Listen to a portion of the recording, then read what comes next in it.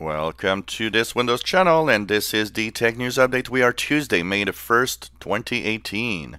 And today, in our Tech News Update, we have the Qualcomm Snapdragon 845, which is the latest Qualcomm ARM processor. And of course, when we look at Windows 10 on ARM, we are thinking that it's going to advance and work with the latest and the greatest.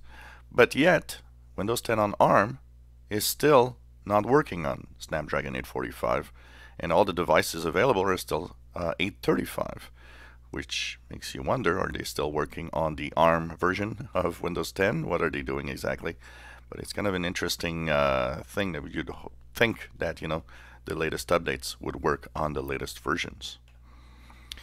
Well, the Windows 10 April 2018 update has started rolling out yesterday, but surprise, not just for users who have to download it manually, but through Windows updates. And a lot of people have seen it arrive through their Windows Update computer.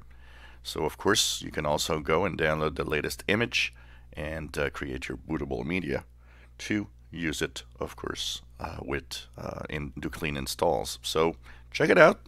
It started rolling out yesterday afternoon. T-Mobile and Sprint merging or announcing a merger, and this is scary because it smells more like Canadian companies.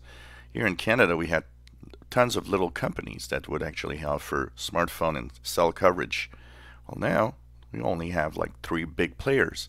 Prices have been really high, and in the United States, it's starting to look like that is what is happening also.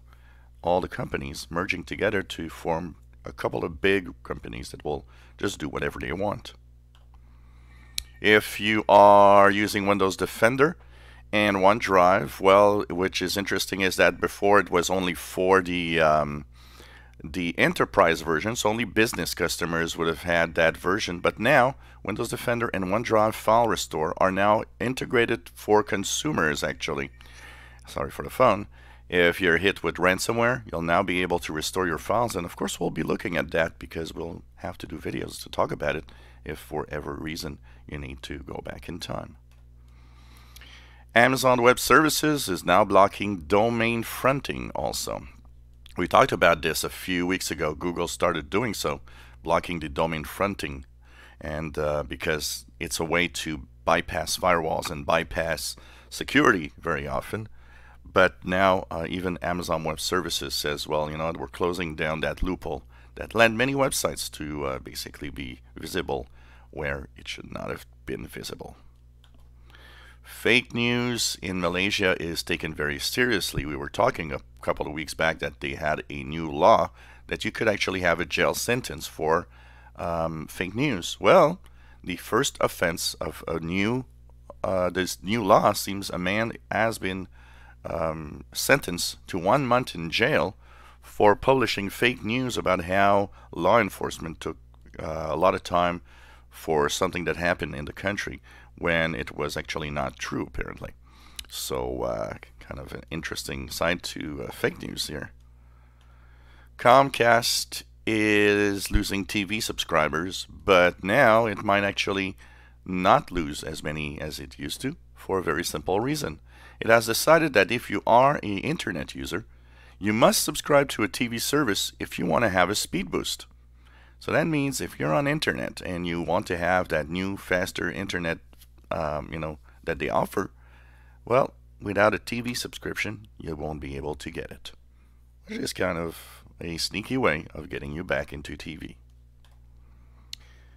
Are you opening email attachments, or you're careful opening email attachments because it's dangerous, or you don't go on weird or illegal websites or download or click everything you see because you want to stay safe?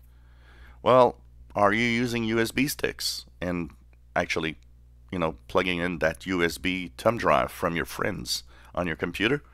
Well, you might want to think again. A survey says that it's still one of the most popular way of infecting PCs, and that according to that survey, almost half of all USB sticks in circulation have some form of malware in them.